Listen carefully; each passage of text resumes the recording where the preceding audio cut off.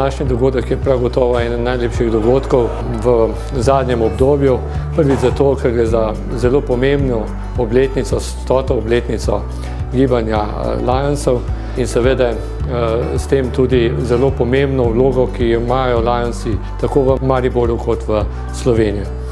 Razstava je pomembna, je en del osveščanja, bom rekel, vseh nas, predvsem z vidika človekovih pravic, pomembnosti, da človek človeku pomaga, ne da smo si nasprotniki, ampak da drug drugemu pomagamo, se razumemo in seveda, da oblikujemo neko humano družbo.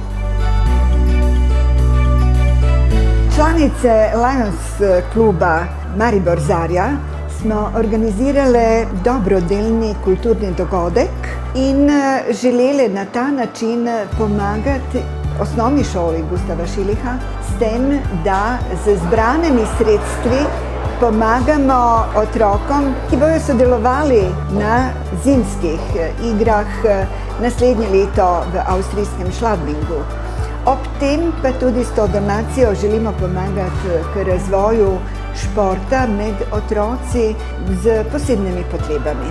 In veseli smo tudi, da je visokošolska inštitucija Alma Mater Europea dala sredstva za fizioterapevtske tretmane za otroke, ki bodo sodelovali na olimpijadi.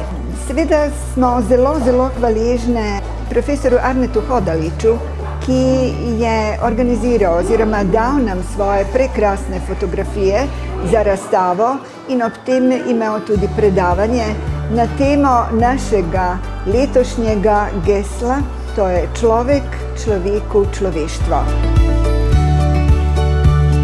Mi imamo veliko skupnega z dobrodelnimi organizacijami. Oboji delamo to, kar drugi ne delajo.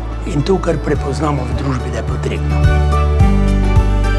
Čestitam Lions klubu, svetovnemu združenju, da delamo na tem področju.